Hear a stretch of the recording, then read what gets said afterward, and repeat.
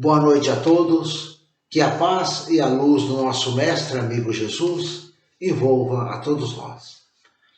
Nesse nosso encontro de hoje, nós vamos falar do capítulo 26 do Evangelho segundo o Espiritismo, que tem como título Dai gratuitamente o que gratuitamente recebestes. Mas antes eu convido a todos a fazermos uma prece. Vamos juntos com os nossos pensamentos elevados até Deus, nosso Pai Criador, até o nosso Mestre amigo Jesus e a toda a equipe espiritual que nos ampara. Vamos rogar que nos auxilie na compreensão, no entendimento da mensagem de hoje. Graças a Deus. Então, nesta noite, nós vamos procurar entender por que as atividades espirituais não devem ser cobradas. Ao contrário, vamos procurar compreender por que a atividade espiritual deve ser exercida gratuitamente. Quando Jesus enviou os seus discípulos para aliviar as dores do povo que sofria, enviou para pregar a boa nova, para ajudar na propagação da fé, Jesus deixou bem claro. Em Mateus, no capítulo 10, versículo 8, Jesus faz a seguinte recomendação: curai os enfermos, ressuscitai os mortos, limpai os leprosos, expeli os demônios, dai de graça o que de graça recebestes. A primeira recomendação de Jesus: curai os enfermos, limpai os leprosos. Os discípulos de Jesus eram pessoas simples, não eram médicos, não eram profissionais da saúde. Então a cura que Jesus recomenda é a cura espiritual, através da ação fluídica, do esclarecimento, do entendimento das leis de Deus. Por esta tarefa é que Jesus recomenda que seus discípulos iriam usar as faculdades espirituais. Então, quando Jesus manda os seus discípulos orientar o povo, amparar, curar, Jesus sabia que eles iam utilizar as faculdades espirituais. Essas faculdades espirituais, eles receberam de graça. Os seus discípulos receberam de Deus sem pagar nada. Deus não cobra nenhuma faculdade que distribui. Como a gente não paga por essas faculdades, Jesus recomenda para não fazermos dessas faculdades espirituais, seja ela qual for, um objeto de especulação, um tráfico de benefícios, nem um meio de vida. Deus não vende a sua bênção, o seu perdão, nem a entrada no reino dos céus. Muitos, às vezes, querem nos vender uma entrada no reino dos céus. E, infelizmente, até nossos dias atuais, querem nos vender uma entrada no reino dos céus. Nós podemos até acreditar que podemos comprar, mas não é assim. Deus não faz negociação. Jesus mesmo nos disse, a cada um segundo as suas obras. Todos nós estamos subordinados às leis de Deus. E não as leis de Deus estão subordinados ao nosso capricho. E nós podemos perceber muito bem as atividades que são exercidas espiritualmente e as atividades que são exercidas por nós para a nossa sobrevivência, para a nossa vida aqui material. O trabalho que nós fazemos aqui para a nossa vida material, com o nosso intelecto, com o nosso corpo, destina-se à nossa sobrevivência física. Nós é que realizamos. Estudamos, aprendemos, aperfeiçoamos através de nossa experiência, de nossa convivência. Então se torna natural recebermos um salário por esse trabalho que realizamos. Mas o trabalho espiritual é bem diferente. É totalmente diferente desse trabalho que nós fazemos para a nossa sobrevivência física. O trabalho com as faculdades espirituais não deve destinar-se à nossa sobrevivência, porque não é nós que realizamos. Nós somos apenas o intermediário. Se nós recebêssemos por essa atividade espiritual, nós estaríamos recebendo por um trabalho que não foi realizado por nós. A atividade espiritual só se realiza com o concurso dos espíritos desencarnados. E se nós recebêssemos por um trabalho que esses espíritos fazem, seria como explorar os outros, né? Explorar os dons espirituais que nos foram dados de graça. Seria dispor de algo que não se é dono, na verdade. E ainda, além do mais, nós estaríamos explorando em nome de Deus. Seria a exploração da fé. Tudo em nome de Deus, mas tem um preço. E quantas promessas não fazem em nome de Deus? É só pagar que seremos curados, tanto as doenças como as outras coisas que estamos enfrentando. E ainda por cima, se nós pagarmos e não obtivermos a cura que desejávamos, é porque nós não tivemos muita fé. Isso é o que muitos nos falam, né? E prevendo essa exploração da fé, esse comércio das coisas que é espirituais, levou Jesus a nos ensinar sobre esse assunto. Dai de graça o que de graça recebeste. Jesus era um verdadeiro mestre. Jesus recomendou, ensinou e exemplificou. Quando nós falamos muito, nós queremos ensinar alguma coisa, muitos aprendem com isso. Mas quando nós exemplificamos, a coisa fica gravada com mais força, com mais intensidade. E foi isso que Jesus fez, exemplificou, nada cobrando de ninguém, pobres ou ricos, por qualquer obra espiritual que Jesus realizou, inclusive as curas. Jesus recomendou essa gratuidade porque o objetivo do trabalho espiritual é promover o esclarecimento, a fraternidade, é propagar a fé. E com a cobrança dessas coisas espirituais, algumas consequências ficam evidentes para nós. A primeira coisa que podemos perceber, não vai estar ao alcance de todos. Por menor que seja esse valor, por menor que se cobre, sempre vai ter alguém que não pode pagar. E com isto, alguns poderiam ter dificuldades, ou poderiam ser impedidos de ter acesso a um esclarecimento, a um conforto, a uma ajuda espiritual, se fosse cobrado, por menor que fosse esse valor. E um outro ponto importante para nós também é que os bons espíritos se afastam desse trabalho. Os bons espíritos não se prestam a esse comércio, não vão compactuar com o nosso erro de estarmos cobrando. Os espíritos que se prestam a este trabalho são, no mínimo, ignorantes. Mas esses espíritos também, ignorantes, já desencarnados, não gostam de ser explorados, irão acabar se afastando também. E tem um outro ponto muito importante também, que nós temos que aprender o que pode acontecer com esse comércio do que é espiritual, né? Qual seria o valor cobrado? Quanto iríamos cobrar?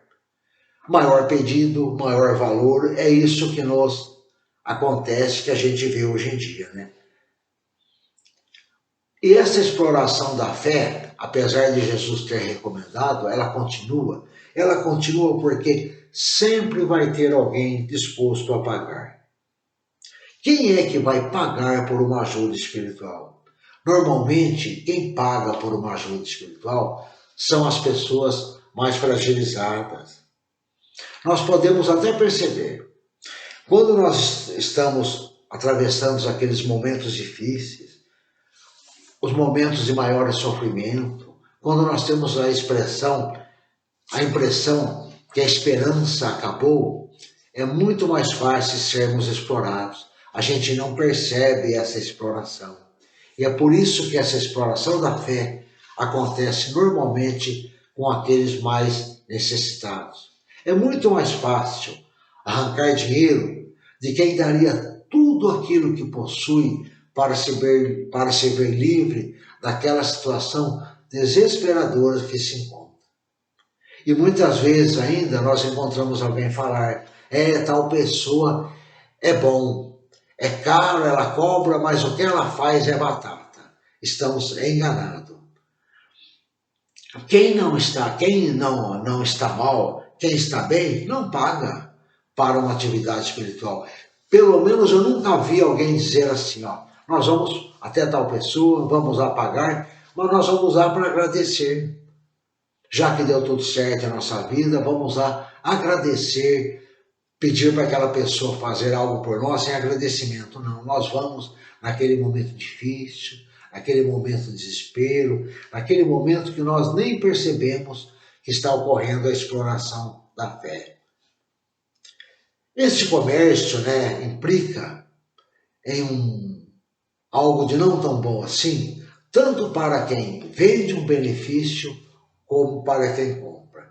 As duas situações, às vezes nós pensamos assim, eu não cobro para fazer nada mesmo, então estou livre disso daí. Mas às vezes não, porque tanto quem vende, como quem compra, quem paga, tem algum prejuízo. Quem vende ou quem se beneficia com as coisas espirituais, terá muitos inconvenientes.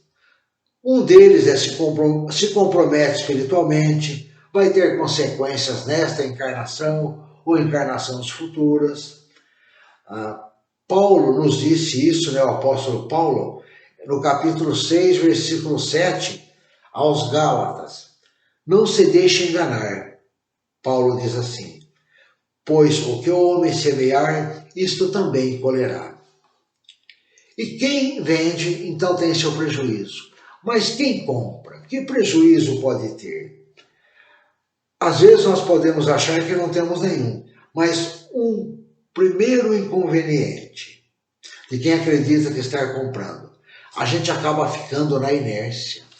Então nós vamos até determinado lugar, pagamos, fazemos o nosso pedido e a gente se considera livre. Não fazemos nada para modificar a situação que estamos enfrentando. Nós já acreditamos que fizemos quando fomos até lá e pagamos. E deixamos de nós mesmos procurar mover aquela situação, as energias que vão modificar aquelas situações em nosso favor. Vamos acreditar que estaremos livres de esforços. E temos que estar atento quanto às cobranças também, porque às vezes a cobrança não é algo declarado, algo que fica evidente. Quando a cobrança é bem evidente, é tanto para fazer tal coisa, a gente percebe. E quando ela está camuflada, como por exemplo, um valor simbólico, ou até mesmo uma troca de favores, a gente não percebe. E quando Jesus fala em gratuidade das coisas espirituais, Jesus fala de todas. Todas as atividades espirituais, sejam elas quais forem. Em Lucas, no capítulo 20, versículo 45, 47, em Marcos, no capítulo 12, versículo 38 a 40, e em Mateus, no capítulo 23, versículo 14. Os três evangelistas nos orientam sobre isso. E Jesus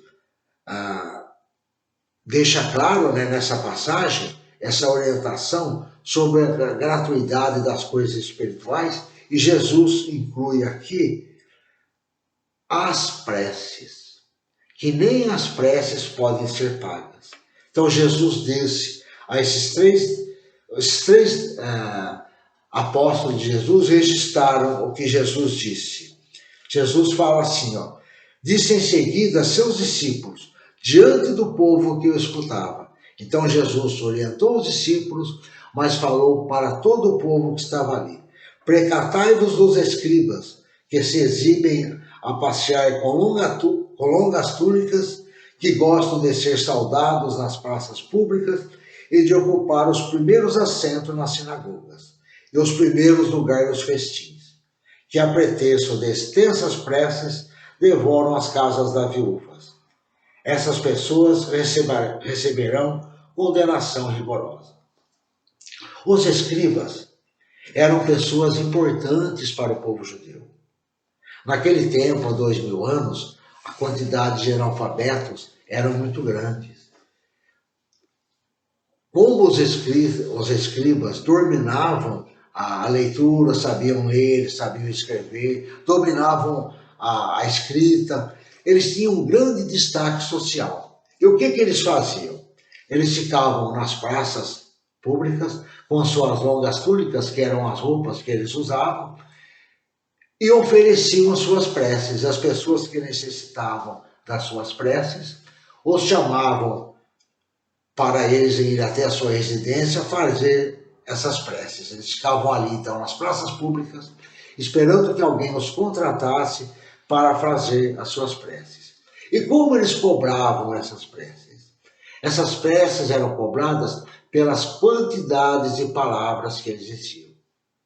Por isso que Jesus fala, que a pretexto de longas preces devoram as casas das viúvas.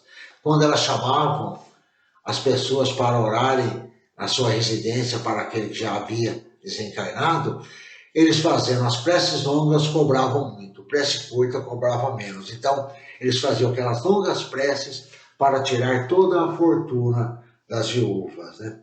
E a gente começa a perceber aqui, que a exploração da fé já existia e continua existindo até hoje. Porque até hoje nós vemos pessoas ainda pagando para fazer preces por elas. E a gente se pergunta, será que Deus vai medir o que Ele vai nos beneficiar, medir a sua graça pelo número de palavras de nossas preces? É claro que não. Deus não mede a nossa prece pela quantidade de palavras que falamos. O valor da prece não está nem na quantidade de palavras e nem na qualidade de palavras. Qualidades naquele sentido, se são palavras harmoniosas, se não são palavras harmoniosas, não é isso que importa, são palavras bonitas. Por mais bonita e harmoniosa que for uma prece, ela não terá valor nenhum se não partir do nosso coração. A prece é um impulso do coração, é um impulso da alma. Por isso Jesus recomenda para entrarmos em nosso quarto e fechar a porta. Nós podemos entender quando Jesus recomenda fechar a porta de duas maneiras. Pode ser a porta física de nossa residência, mas também pode ser a porta do nosso interior, nos fecharmos para aquilo que está acontecendo à nossa volta, nos desligarmos de outros pensamentos que não seja a prece naquele momento, porque nós só precisamos falar com Deus o que temos em nosso coração. Não precisamos nos preocupar com mais nada, basta falarmos aquilo que estamos sentindo, aquilo que estamos precisando. Com essas orientações de Jesus, nós aprendemos que não existe uma prece certa ou uma prece errada. Toda a prece é certa. O que pode existir é uma prece sincera e uma prece não sincera. O valor da prece, como eu disse, não vai estar nem na quantidade de palavras e nem na qualidade das palavras. O valor da prece vai estar na sinceridade das palavras. Por isso mesmo, nós não precisamos de intermediário para conversarmos com Deus. Ao contrário, podemos e devemos nós mesmos nos dirigirmos a Deus. Quem melhor de nós mesmos para falarmos com Deus aquilo que estamos precisando? Nós podemos ir em busca de um benefício num templo, num centro espírita, numa igreja. Podemos ir lá conversar e tudo e receber uma certa ajuda. Mas a prece nós mesmos podemos fazer. Nós mesmos podemos nos dirigir a Deus. Porque ninguém melhor do que nós vai falar com Deus aquilo que estamos sentindo, aquilo que estamos passando, falar com Deus das nossas aflições. Se nós pagarmos para os outros fazerem as preces por nós, nós vamos perder preciosos momentos de nos ligarmos a Deus. Quando nós estamos em prece, nós nos ligamos a Deus, nosso Pai Criador. Nos ligamos ao nosso Mestre amigo Jesus e à equipe espiritual. Estaremos ligados a eles. E nesse momento, nessa ligação que nós temos, nós vamos estar movendo energias a nosso favor. Nós vamos estar movendo fluidos que vão nos fortalecer, que vão nos amparar, que vão nos auxiliar. Às vezes, nós pedimos em nossas preces que alguma coisa acontecesse do modo que nós achássemos que deveria ser. Mas muitas vezes não vai ser assim. Tem situações que nós vamos ter que passar, que vamos ter que enfrentar. Mas a prece vai nos auxiliar a enfrentarmos essas situações. A prece vai nos ajudar a olharmos por essa situação de uma outra maneira, de um outro modo. Vai fazer que nós encontremos soluções e um monte de coisas que pode ocorrer. Quando nós fazemos a prece, não é que nós vamos modificar a vida a nosso favor. Nós é que vamos modificar a nossa vida. Nós é que vamos modificar as nossas ações. Não é que a prece modifica a nossa vida. Nós é que modificamos a nossa vida depois da prece. E lembrando mais uma vez que a prece é algo bem simples. Basta falarmos com Deus em nosso íntimo, né? Basta falarmos aquilo que vem de nosso coração, aquilo que vem de dentro. Não precisa ser diante de todos, não precisa ser em público e não precisamos ficar repetindo palavras, não. Resumindo, a nossa prece pode ser simples, curta, mas deve ser sincera. Às vezes nós queremos falar tanto, fazer tanto, e nós só precisamos falar assim: a Deus, Pai, ajude-me. E lembrando mais uma vez, com o hábito da prece, alcançaremos o que nós precisamos. Embora a ajuda possa não vir do modo que queremos, com a prece nós vamos receber, no mínimo, a convivência e o amparo de nossos amigos espirituais. Eu agradeço a todos pela atenção e muito obrigado. E para encerrarmos esse nosso encontro, eu convido a todos a fazermos uma vibração. Vamos juntos elevarmos o nosso pensamento até Deus, nosso Pai Criador, Senhor da vida, e rogarmos nesse momento por todos aqueles que enfrentam algumas dificuldades, todo aquele que se encontra em situação de desespero, de agonia, que ele possa receber de nós essas vibrações de paz, essas vibrações de amor, fortalecendo-os, amparando-os em suas necessidades.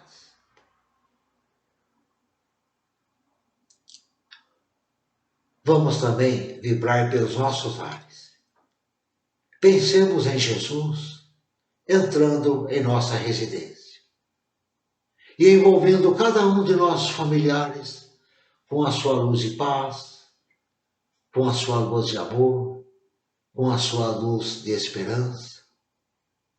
E nós, ali ao lado, vamos nos imaginar dando um abraço cheio de ternura, um abraço cheio de paz. E neste momento ainda, vamos lembrar daqueles parentes mais distantes, aquele que não nos encontramos, inclusive aqueles que já retornaram à nossa pátria espiritual. E do mesmo modo, pensemos em Jesus, envolvendo cada um deles com a sua luz, com a sua paz. E da mesma forma, vamos nos imaginar dando um abraço cheio de paz, um abraço cheio de ternura, um abraço que daríamos como se eles estivessem encarnados entre nós.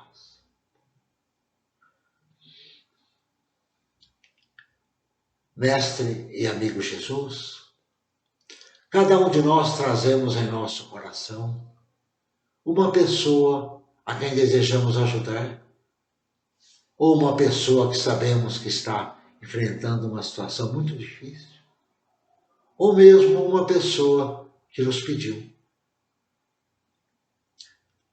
Vamos pensar nesta pessoa e vamos levar esta pessoa até o nosso Mestre e amigo Jesus e vamos entregar em seus braços. E temos toda a certeza, toda a confiança que Ele está recebendo. E nem precisamos rogar nada por ela, pois sabemos que ela está recebendo de nosso Mestre e amigo Jesus tudo o que ela precisa para enfrentar essa situação.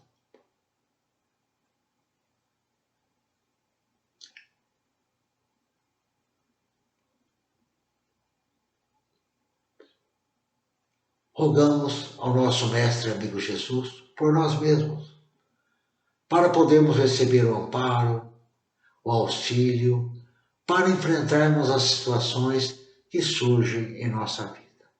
Graças a Deus. Mais uma vez, eu agradeço a todos pela atenção e muito obrigado.